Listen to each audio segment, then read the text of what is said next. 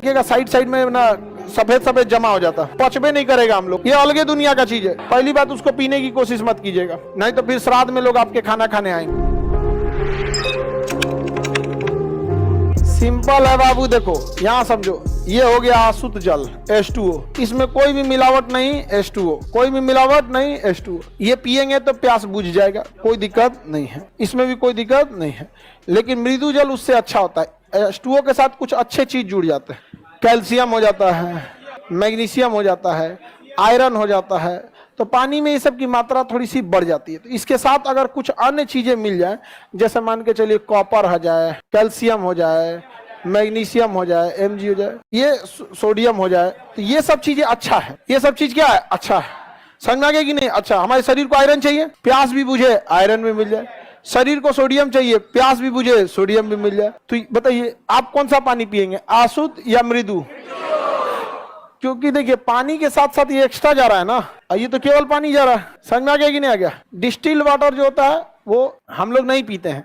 हालांकि distilled water P लेंगे तो कोई नुकसान करेगा, लेकिन फायदा क्या है डिस्टिल्ड वाटर पी? कौन छनाता है पानी? फिल्टर वाला पानी सब आता है उसमें। फिल्टर वाले पानी में सब चीज आता है। समझ में आ गया कि नहीं आ गया? बस उसमें हानिकारक चीज को फिल्टर कर लिया जाता है। अब देखते हैं कौन सा जल? कठोर जल। कौन सा जल? कठोर जल। इस ससुरा में भी मिलावट होता है, लेकिन इसमें बढ़िया चीज का मिलावट और इसमें खराब चीज का मिलावट। जैसे कैल्शियम कार्बोनेट, क्या हो जाता है? Calcium carbonate. समझ में आ गया कि नहीं? क्या मिल जाता है? Calcium carbonate. तो ये खराब चीज है। कैल्शियम मिले तो ठीक, कैल्शियम कार्बोनेट मिले तो खराब। इससे दिक्कत हो जाता है। व्हाइट व्हाइट व्हाइट व्हाइट चूना जो होता है ना, उससे साथ आने लगता है। इसलिए पानी को खौलाइएगा ना, तो कैल्शियम कार्बोनेट खौला के ठंडा कीजिएगा तो ऊपर उतर आ जाता है। उतर आने का मतलब समझते हैं? हाँ, तैरने लग। अच्छा चीज नहीं मिला रहता है ना, तो उसे क्या कहेंगे? कठोर जल। और अच्छा चीज मिला है तो मृदु जल। खराब चीज मिल गया तो कठोर जल। पानी हम लोग जो पीते हैं वो कठोर जल हो जाता है। होना क्या चाहिए? मृदु जल।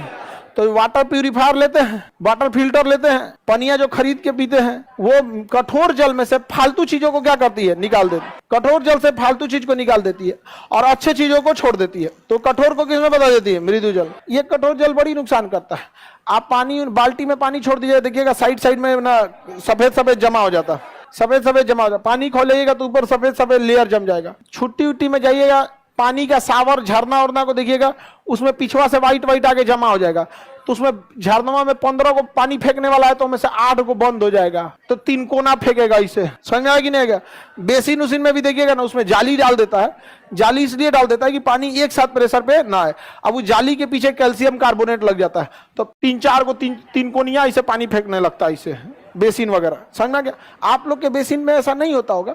रीजन क्या है कि आप लोग लॉज में रहते हैं, और लॉज कमर्शियल पर्पज के लिए यूज होता है। कमर्शियल पर्पज के लिए उसमें बहुत सारे लड़के रहते हैं, 30, 40, 50, 100 लड़के लॉज में रहते हैं। लेकिन एक घर दुआर वाला चीज है। आदमी 1 तल्ला पे गया, 2 तल्ला पे जाता है 2 महीना बाद। अब कोई खलिया है तो उसको 20 गो काम है, 2 तल्ला से 3 तल्ला करते रहे। बिजी आदमी रहेगा, सपोज कीजिए होगा कामे से फुर्सत नहीं मिला, गया ऑफिस में बैठा है, पता चला एगो छत्ते पे का टोटी चालू कर रहा है 3 महीना बाद, तो उसके पिछवा तक तो पनिया रहता ही है। अब वहां का कैल्शियम कार्बोनेट जम गया है।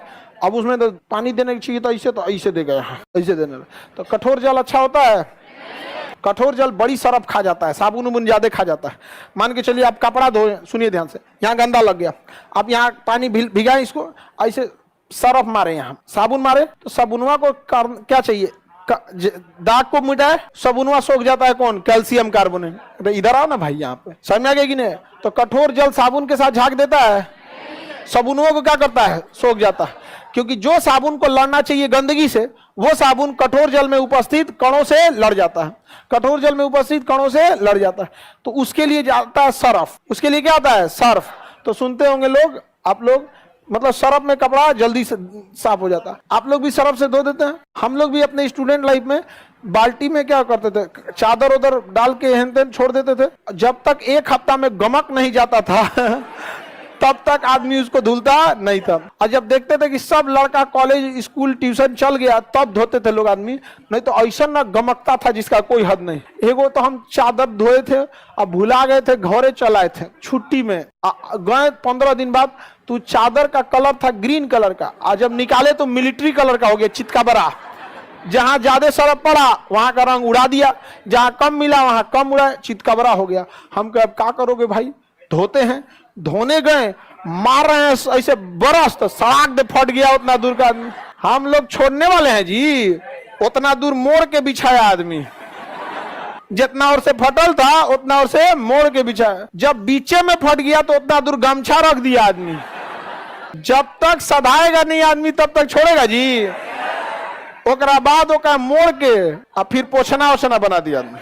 कठोर जल अच्छा होता है, हानिकारक चीज मिले रहेंगे तो कठोर, अच्छे चीज मिले रहेंगे मृदु, कुछ नहीं मिला रहेगा, कुछ नहीं रहेगा तो ये तो अलगे चीज होता है। भारी जल D2O होता है, ये तो पचबे नहीं करेगा हम लोग को। D2O होता है, ड्यूटेरियम ऑक्साइड, ये अलगे दुनिया का चीज है D2O। भारी जल की खोज किसने किया था? यूरे। आगे बढ़ाएंगे उसको, यूरे के बारे में आगे बताएंगे।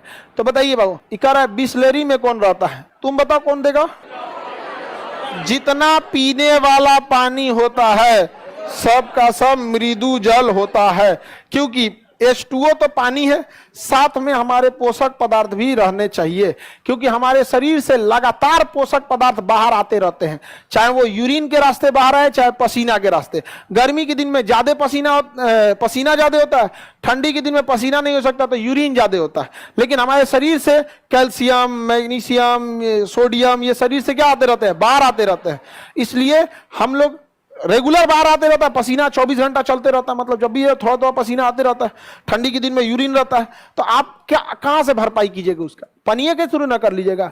तो बताइए, आंसू जल पीने के लिए है, अब पी भी लिए तो नुकसान करेगा, लेकिन हम काहे पिए? नहीं समझे?